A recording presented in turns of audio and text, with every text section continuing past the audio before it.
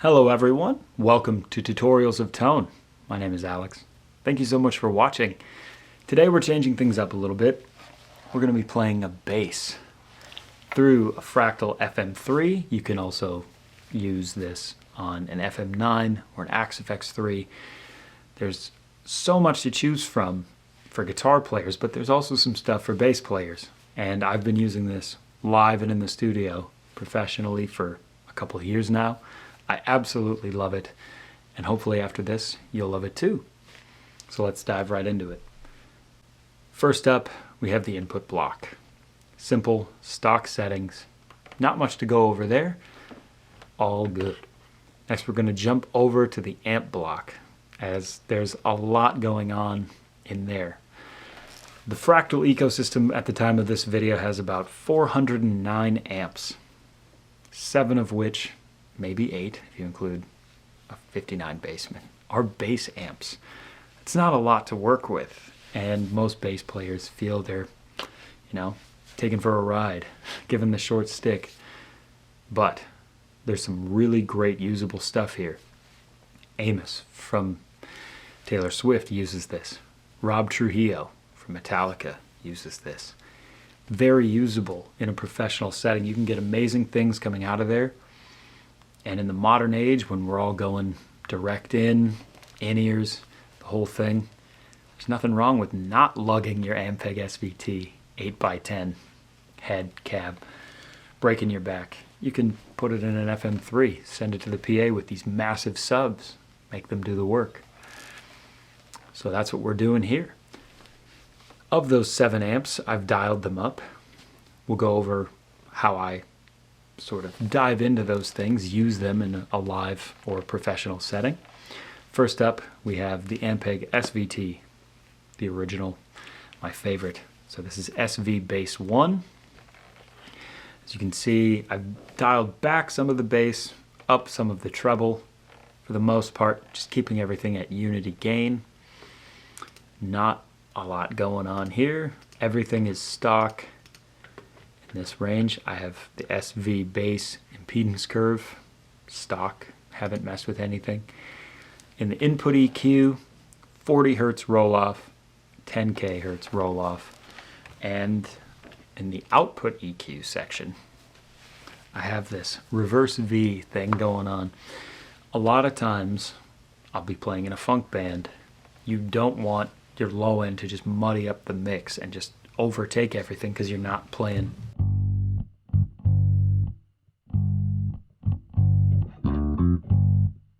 very often. You're playing very intricate things.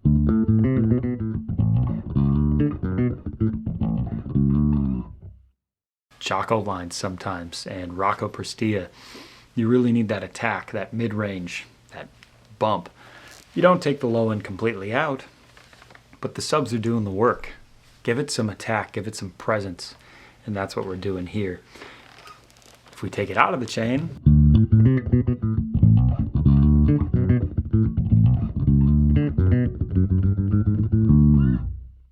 a lot more low end, a lot less clarity, and it's just booming.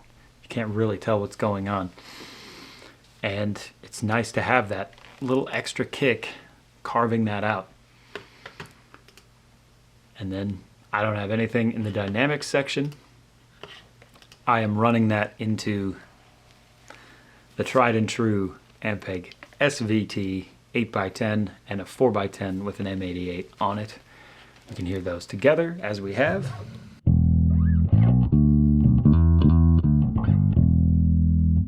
Just the 810.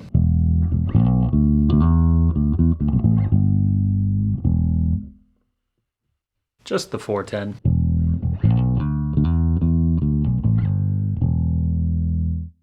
And of course you can blend those levels as you please. Going back to the amp block, my second favorite bass amp in here is the USA Bass 400. This is a Mesa Boogie head, and despite how much bass you see rolled off here, it's a very, very low end heavy, very pillowy, warm.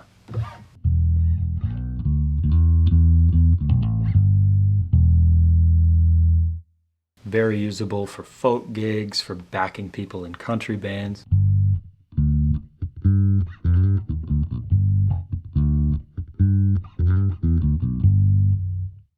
To get that nice bottom end when you're not playing really intricate lines and you're just giving the fundamental, the roots.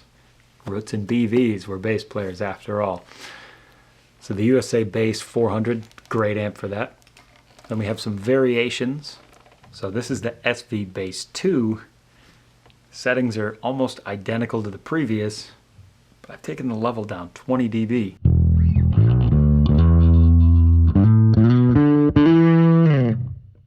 This is for modern hard rock, metal style tones. It really pushes that Ampeg SVT sound to its limit and beyond. Very cool. If you're into the heavy stuff, this is a great amp. Then there's the variation on the USA Bass 400. We'll take that back to identical settings and A/B them.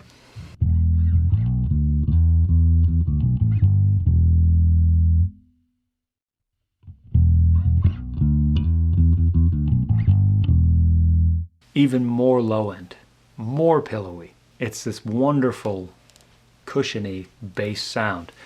So a nice variation in there. I also have Fractal Bass 2, where we can dive in to a few other amps that they have in there. Orange makes a bass amp that's in here at stock settings.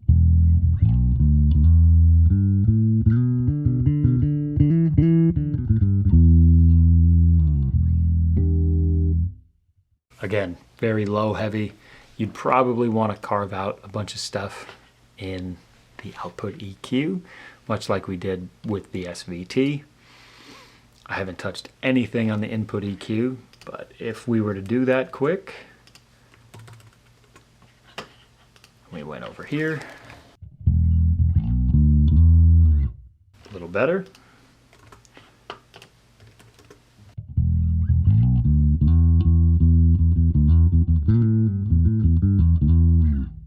Still a lot of that low end girth, but very usable amp.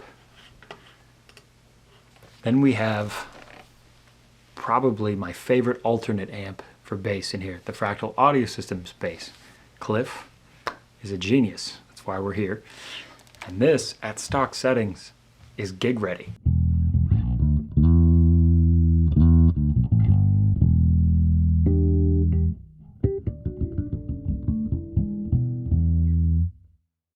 Great sounding bass amp.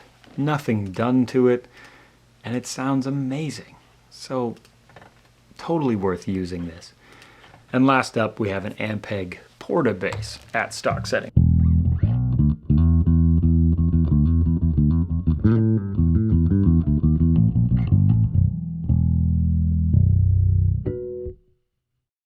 Great sounding amp. The Ampeg thing. Wonderful bass amp. Going back to the SV Bass 1, we're going to compare some of these other cabs. There's really not a lot for cabinets for bass in here, but again, if it ain't broke.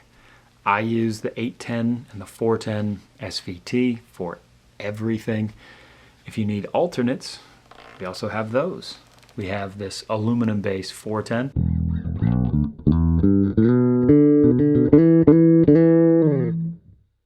A lot of high mid in there, but tinny. That's what you're supposed to do with aluminum, right? And then we have this 115 LA bass.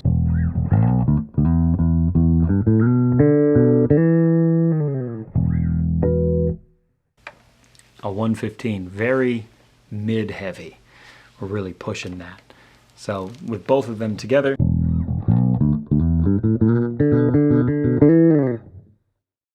you really get the sense of mid-range. You want to jump out in a mix, that's how to do it. You could just switch cabs. You don't even need to switch amps, tones, whatever.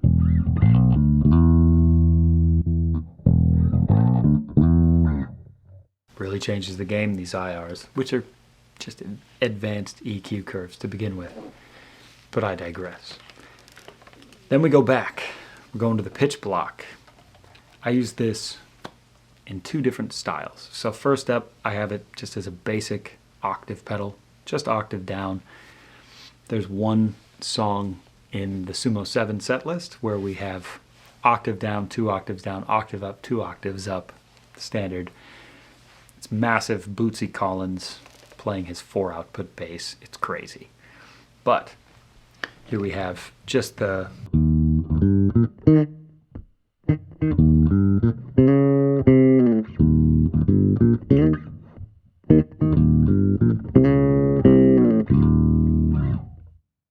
a great sounding octave pedal. I have it at 30% mix with 3 dB level to bring it back to unity gain. We just have the octave down. We don't have 2 octaves down. And then the detector source is set to input 1 instead of block 1. So you're reading the attack of the instrument straight into the fractal as opposed to the entire chain. It may not be as important when it's first, but it is worth noting that that's what we're doing here. I also use this as a virtual capo to tune the bass down a half step.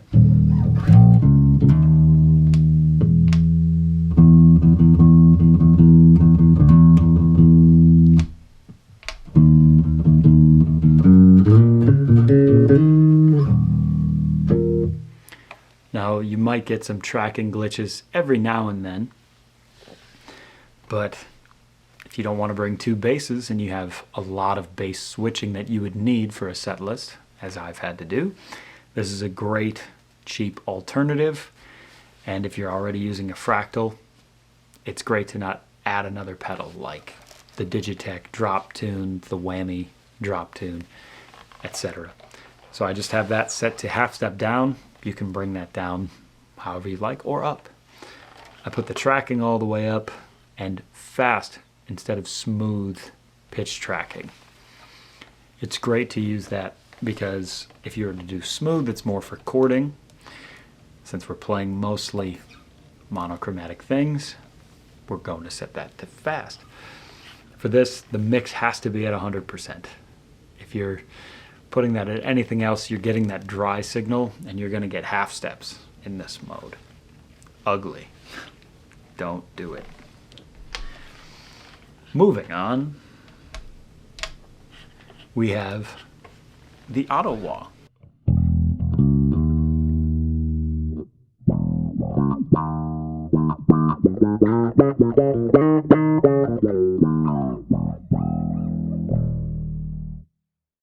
This is a great thing. You set up a wah block. You make a modifier on the control switch, set it to envelope follower. Go over to controllers, hit the envelope manual, and then set your attack release gain. If you want to have your low cut, high cut, I don't do anything with that. The threshold. Now, this is the most important. I personally, the way I play and with my fingers, like this at -25 to -30. If you go too high,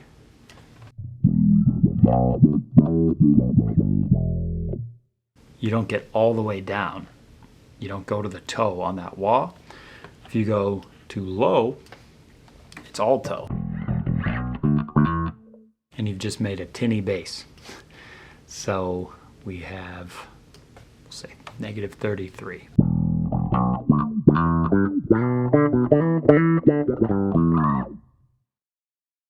Very tinny, but still some wah.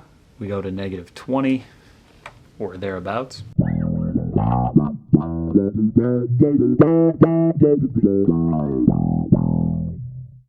Really great, super useful. I absolutely love having an auto wah in there, just in case I take a solo and I want a different texture. I want to, keep the drummer from falling asleep on a song he's been playing a million times. Whatever it is, this is a great pedal, and it's great to have in any bass rig. Up next, we have the drive block. Now, we have tons of drives in here, 65 drive blocks. I stick to one, the Black Glass 7K, dark glass. I really like it.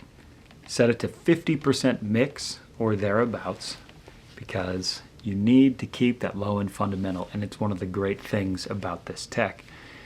Some distortions, it's only the wet signal, only the distorted, and when you play bass, a lot of times that cuts the low end out. And we don't want that. We need to have that fundamental in there. So if you were to turn on your drive pedal and cut out that low end, sound or live mix engineer is going to turn up like 80 hertz on your channel. You turn that thing off and now the room's shaking, the mix is off, it's crazy, it's mayhem. Don't do that. Keep that fundamental in there, but get some fuzzy grit in there. So we have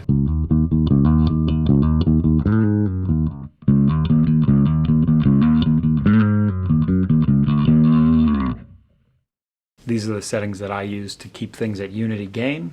So bringing up the level a bit, but the drive is down on this one. I don't mess with the tone or the graphic EQ. I don't mess with the advanced stuff.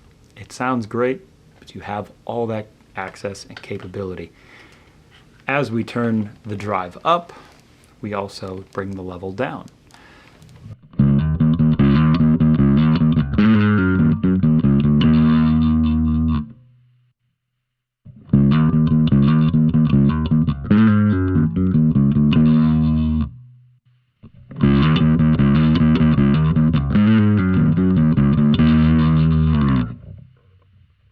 As you get higher in the gain stages and the drive, think about using a pick to keep that clarity in there.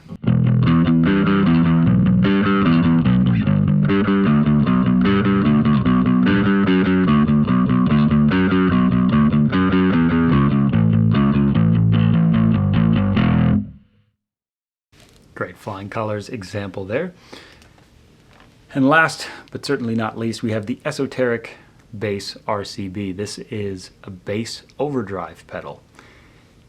I've never used it. It's marked as being one.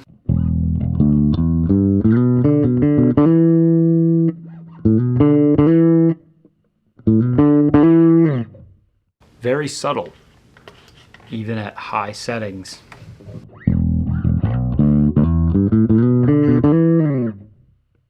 It's not very apparent. It's more of an edge of breakup, light overdrive sprinkling. Very great for subtle tonal changes, but not really the overdrive thing, like driving the front end of a preamp. It's great for that. You can always put your fuzzes on there, any distortion, a tube screamer, whatever you want to do.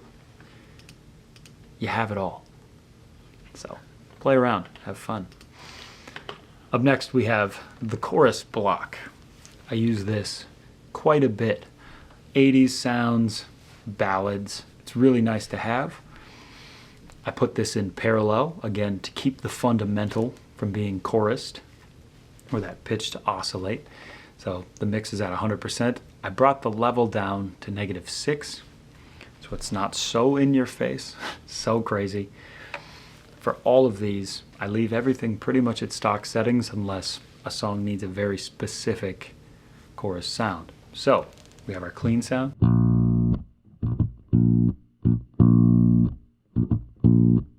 And our chorus.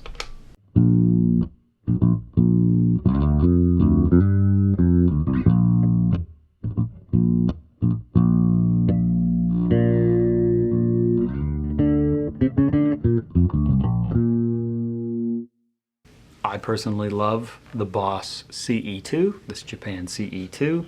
Stock settings, sounds great. Try some things, dabble.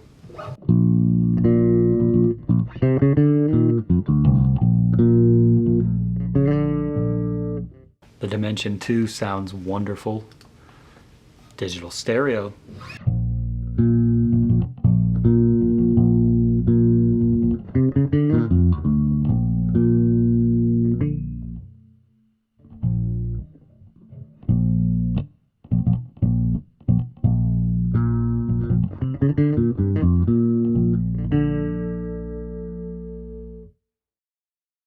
A lot more out there with the chorus. And then one of my personal favorites recently, warm stereo. And as you can see, the high cut is very substantial. everything above 2K. But you get this really lush, warm, bass sounding chorus.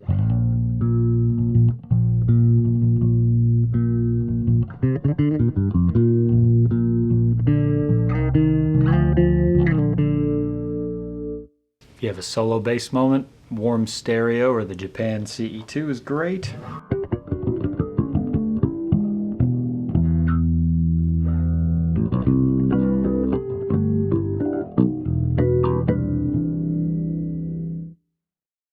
Good stuff. I personally love the CE2.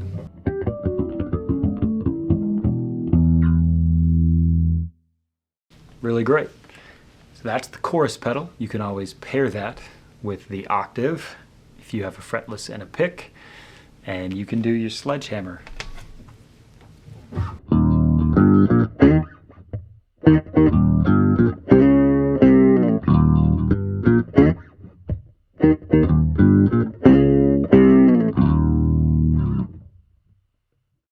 Almost every sound check, you end up doing that.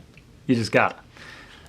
Now to something I absolutely love about the Fractal ecosystem that's seemingly underutilized, the multi-band compressor. I have this thing mostly set stock.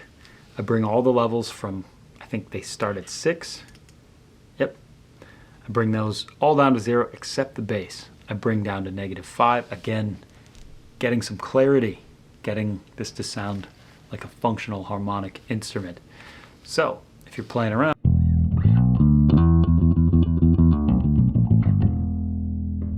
and you turn it off,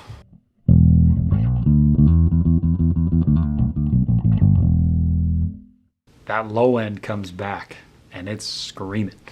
So really nice to have this. If you're slapping, this is awesome. Watch these meters fly.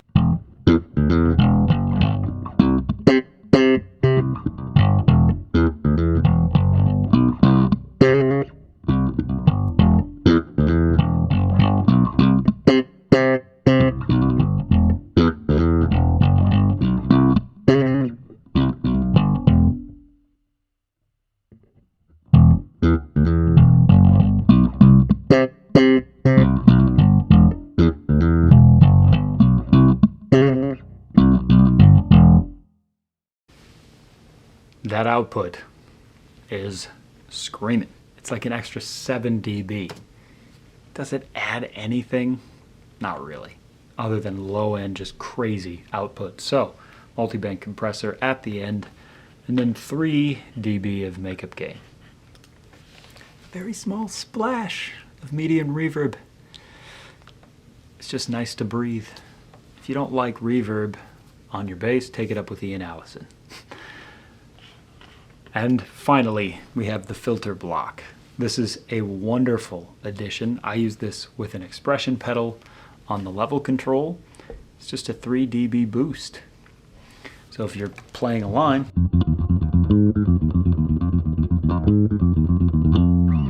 and then you need that to be a solo,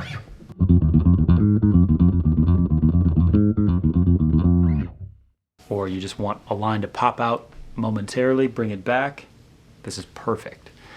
And really easy way to tell if your boost is on or off. Expression pedal. Well, there you have it. We have Fractal Bass. This is a wonderful, wonderful thing for all bass players. It's very compact, it packs punch, you have all your effects in one unit, a multi-band compressor for mixed capabilities. You could go nuts with this, effects and looping and all that. But for a gigging bass player, this is great. This is essential and wonderful. Thank you for watching this tutorial of tone. I hope you all enjoyed it. You can pick this preset up at Axchange. It'll be under Fractal Bass. If you want to dabble around with any of the other amps, feel free to do so. Stay tuned for more, and we'll see you all next time.